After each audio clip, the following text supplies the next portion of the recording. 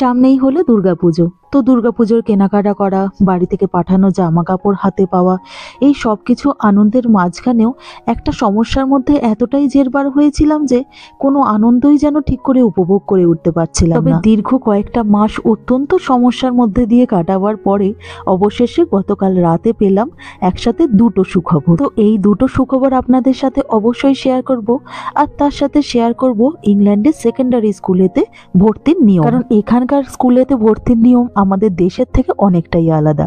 তো নমস্কার, মহুয়াজ টেলিব্লগে আরও একবার আপনাদের সবাইকে স্বাগত জানাই। আশা করি আপনারা সবাই ভালো আছেন।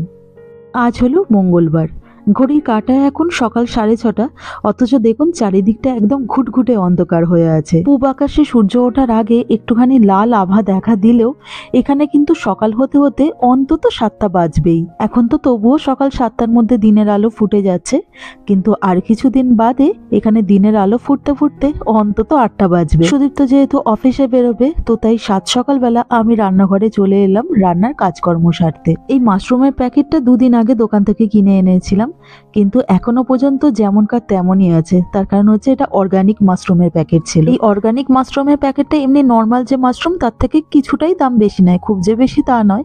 তবে তাড়াতাড়ি করে এটাকেও রান্না করে না হলে আবার খারাপ হয়ে যেতে পারে। তো মাশরুমটাকে প্রথমে একটুখানি ম্যারিনেট করে রেখে দেবো, আর তার মাঝে ভাতের রান্নাগুলো মানে ওই কিছু ভাজাভুজি, মাছের ঝোল, এগুলো সব করে নেবো, আর মাশরুমটা একদম লাস্টে বসাবো। এদিকে আবার গতকাল রাতে যেহেতু অনেক দিন বাদে খুব নিশ্চিন্তে শান্তিতে ঘুমোতে পেরেছিলাম, তো তাই জন্য আজকে সকালবেলা উঠতে উঠতে একটুখানি দেরি হয়ে গেছে। ইংল্যান্ডে কুহুর সেকেন্ডারি স্কুলেতে ভর্তি হওয়ার যে সমস্ত প্রবলেম চলছিল সেগুলো তো আপনাদের সাথে আগেই শেয়ার করেছি। তাই বেশ কয়েকটা মাস আমাদের তো ভীষণই দুশ্চিন্তার মধ্যে দিয়ে কাটছিল।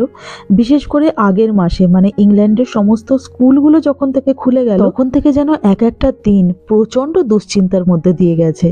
তবে গতকাল রাতে আমাদের বাড়ির মোটামুটি কাছেই একটা স্কুল থেকে হঠাৎই ফোন আসে। যেই স্কুলটা থেকে আমাদেরকে গতকাল রাতে ফোন করা হয়েছিল সেটা হচ্ছে আমাদের বাড়ির মোটামুটি বেশ কাছেই। আমাদের বাড়ি থেকে পায়ে হেঁটে ওই 35 মিনিটের মতন টাইম লাগে। স্কুলটার রেটিংও ভীষণ ভালো। তো গতকাল রাতে স্কুলটা থেকে আমাদেরকে ফোন করে জানানো হয় যে আমার মেয়ের জন্য একখানা প্লেস রেডি আছে, আর আমরা যদি চাই তো তাহলে ওখানে গিয়ে ভর্তি করাতে পারি। আমরা বেশ কয়েকটা মাস ধরে বাড়ির কাছাকাছি একটা স্কুল খুঁজছিলাম, কিন্তু এতটা কাছে পেয়ে যাব যার রেটিং এত ভালো, এবং ও প্রথম থেকেই চাইতো এই স্কুলটাতেই ভর্তি হওয়ার জন্য। তার কারণ হচ্ছে এই স্কুলটাতে ওর প্রাইমারির সমস্ত বন্ধুরাই পড়ে। তাই এত কিছু একসাথে পেয়ে যাব সত্যি বলছি আশা করিনি, এবং আমরা তো ভীষণই খুশি হয়েছিলাম। আর যখন কুহুকে এই খবরটা দিলাম যে ওই স্কুল থেকে তোকে ফোন করেছে, তো তখন ও তো পুরোপুরি আনন্দে আত্মহারা হয়ে ওঠে। আমাদেরকে কাউন্সিল থেকে আগে যে স্কুলটাতে অফার করা হয়েছিল, তো সেটাতে আমরা প্রথম দিন থেকেই কিন্তু না বলে আসছিলাম।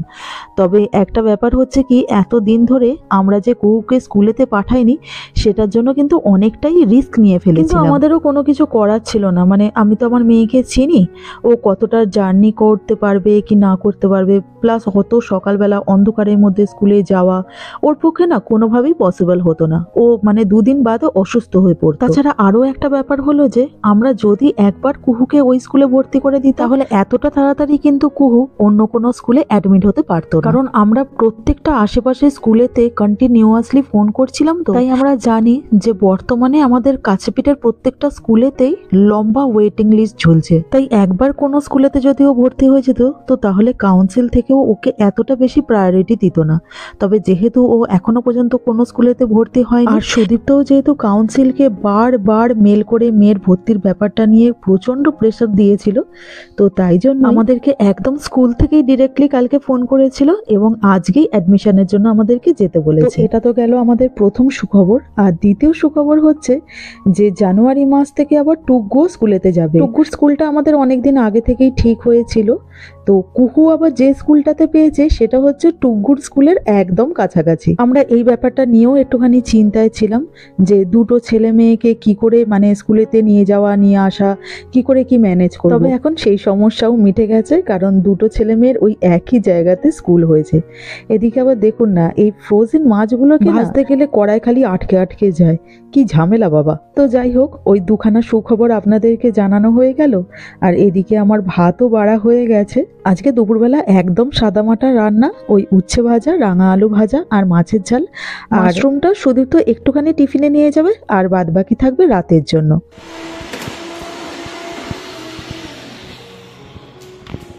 এখন দুপুর 3:30 মতন বাজে। আমরা তো খাওয়া দাওয়া আগেই সেরে নিয়েছিলাম, আর সুদীপ তো হাফ অফিস করে হাফ ছুটি করে আর কি বাড়িতে চলে এসেছিল, কারণ ওই স্কুলে অ্যাডমিশনের কথাটা বললাম না, তো আজকে আমাদেরকে বিকেল 4টের সময় স্কুলেতে যেতে বলেছিল। তাই সুদীপ তো বাড়ি ফেরার পরে সামান্য ওই 2 মিনিটের মতন একটুখানি রেস্ট নিয়ে নিয়েছিল, আর তারপরে বাড়ি থেকে একটা ক্যাব বুক করে নিয়েছিলাম। আর হেঁটে তো ওই বললাম 35 মিনিটের মতন টাইম লাগে, কিন্তু ওই ক্যাবে করে যেহেতু এসেছি একদম 7 মিনিটের মধ্যেই স্কুলেতে পৌঁছে গেছি।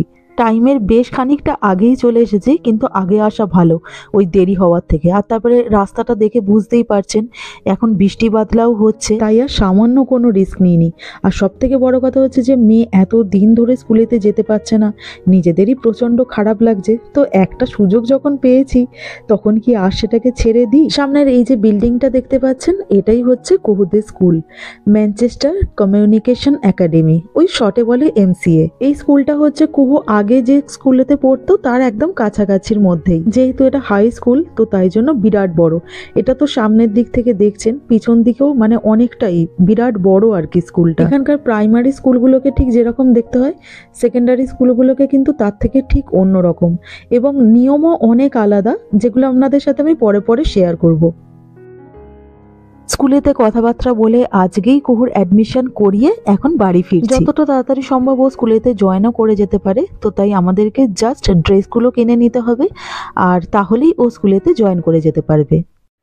আমরা স্কুল থেকে বেরিয়ে টুকটাক কাজকর্ম সেরে তারপরে এই বাড়ি ফিরছি। এখন মোটামুটি বাইরে বেশ ভালোই অন্ধকার নেমে গেছে। তো আমি এই একে বলছি, মোটামুটি ল্যাপটপ নিয়েই বসে আছে, তো ওকেই ওই বলছি, কারণ ওই তো সবকিছু অ্যাপ্লাই যা কিছু করার সবকিছু ওই করে, তো তাই জন্য ওকেই বলছি একটুখানি দেখিয়ে দিতে কিভাবে সেকেন্ডারি স্কুলগুলোতে এখানে অ্যাপ্লাই করা হয়। যে কোনো জায়গাতে স্কুল তুমি অ্যাপ্লাই করো, প্রাইমারি সেকেন্ডারি যে কোনো স্কুল, সবার আগে জানতে হবে যে তোমার কাউন্সিল কোনটা। ধরো আমি যদি এক্সাম্পল নিই, আমরা ম্যানচেস্টার কাউন্সিলে আছি, তাহলে তোমাকে সবার আগে ম্যানচেস্টারের কাউন্সিলের ওয়েবসাইটে যেতে হবে, যেটা হচ্ছে manchester.gov.uk। এখানে যখনই যাবে দেখবে সিটি কাউন্সিলের আন্ডারে নানা রকমের তোমার অপশনস, বিভিন্ন ক্যাটাগরি, দেখ council tax, beans, school, parking, সব রকমের কিছু, ঠিক আছে। তাহলে আমি কি করবো, আমি school and education and child কেয়ারে ক্লিক করব। তুমি কি বললে সেকেন্ডারি স্কুলের জন্য ডেফিনেটলি দেখো, এখান থেকে সেকেন্ডারি স্কুলের জন্য যদি হয়, দেখো school place application and appeals. এখানে যখনই করলে তখন দেখো school admission application, application for a primary school, application for secondary. তা ডেফিনেটলি এই দুটোর বাইরে তো আর কিছু নেই। তুমি সেকেন্ডারির জন্য বলছো, যখন তুমি সেকেন্ডারি করবে। এবার দেখো get a year 7 place for September 2025, মানে নেক্সট ইয়ারের সেপ্টেম্বরের জন্য।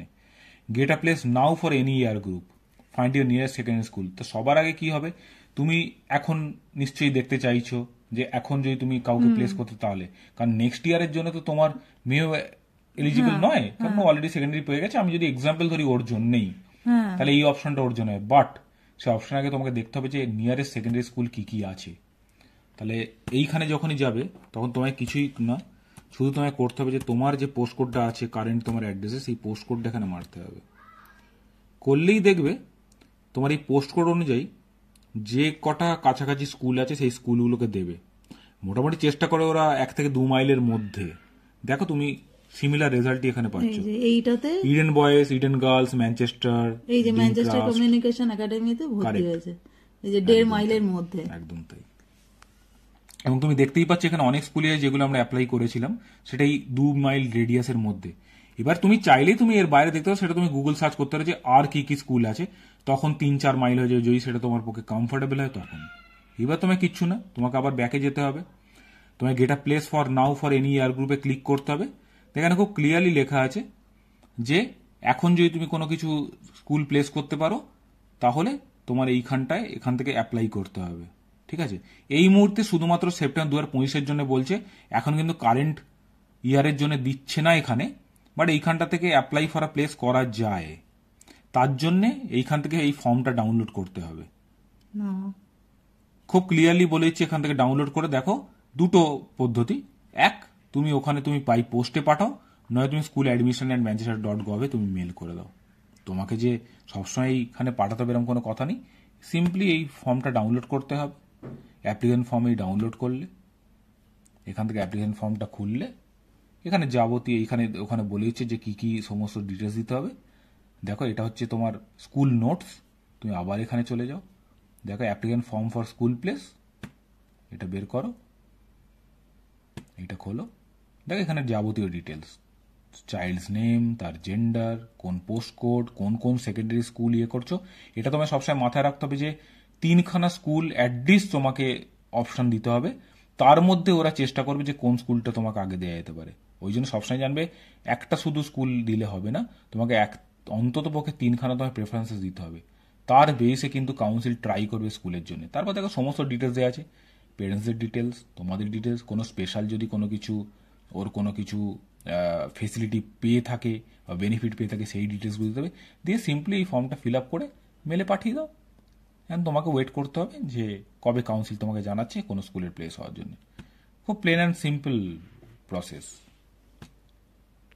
আচ্ছা, ওখানে 3টে স্কুল চুজ করা যায়। এবারে আমরা বাবা মায়েরা নিজেদের পছন্দের 3টে স্কুল তো দিয়ে দিলাম, কিন্তু এবারে ওখানে যে পাবেই তার কিন্তু কোনো গ্যারেন্টি নেই। কারণ আমাদের যেমন মানে অনেকটাই দেরি হয়ে গিয়েছিল অ্যাপ্লাই করতে, তো সেই জন্য আমরা যে 3টে স্কুল দিয়েছিলাম সেখান থেকে প্রথমে তো আসেনি কুহুর জন্য, তো এসেছিল বহু দূরের একটা স্কুল, তো যেখানে অবভিয়াসলি আমরা ভর্তি করতে পারিনি এবং অনেকটা রিস্ক নিয়েই এতদিন ধরে ওয়েট করছিলাম। তো তারপরে অবশ্য পেয়ে গেছি আমাদের যে পছন্দের স্কুল, তার মধ্যে একটাতে পেয়ে গেছি। কিন্তু ওইটা মানে পাবে কি পাবে না মানে সেটা পুরোপুরি নির্ভর করে, আমরা পছন্দের স্কুল দিতেই পারি, কিন্তু এখন ওটা পাবে কি পাবে না সেটা সম্পূর্ণভাবে নির্ভর করে যে জায়গা ফাঁকা আছে কিনা এবং আমি অ্যাপ্লাইটা কখন করছি। এবারে যেমন মানে এর নেক্সট ইয়ারের জন্য এখন থেকে অ্যাপ্লাই করে দিতে হয়। এবারে এখন থেকে আমি যদি অ্যাপ্লাই করি তো তাহলে 2000 কি হলো ওর চেঁচাচ্ছে, তাহলে 2025 সালের দিকে মোটামুটি পছন্দের স্কুলগুলোতে পাওয়ার একটা চান্স থাকে। কিন্তু একটু দেরি হয়ে গেলে তাহলে কিন্তু একটুখানি প্রবলেম হয়ে যায়। কি হলো টুকু? ওদিকে আবার ছেলের বায়না শেষ নেই, ওদিকে আবার টুকু চেঁচাচ্ছে। তো এই হচ্ছে ব্যাপার, মানে এখানে এইভাবেই আর কি স্কুলেতে প্রাইমারি হোক বা সেকেন্ডারি হোক এইভাবেই আর কি ভর্তি করা হয় বাচ্চাদেরকে। ওদিকে যাই, টুকু আবার কেন চেঁচাচ্ছে আবার একটুখানি দেখি, তারপরে আবার রান্না বান্না সব বসাতে হবে। দেখতে দেখতে রাত্রি 8টা বেজে গেছে, তো আমিও আমাদের ডিনারটা বানানো শুরু করে দিয়েছি। ওই মাশরুমের তরকারি তো করাই আছে, সঙ্গে খালি কয়েকটা রুটি বানিয়ে নিচ্ছি। আমি তো এই ইলেকট্রিক হবেতে মোটে রুটি বানাতে পছন্দ করতাম না, তার কারণ হচ্ছে রুটি ফুলতো না। কিন্তু আমি এখন যেখানে থাকি তার ঠিক পাশের বিল্ডিংয়েই আমার এক বন্ধু থাকে, তো তার কাছ থেকে শিখেছি যে এইভাবে রুটি করা যায়, তাহলে বেশ ভালোভাবে মানে আমরা ঠিক যেরকমভাবে গ্যাসেতে রুটি করি ঠিক সেইভাবে রুটি ফোলে আর কি।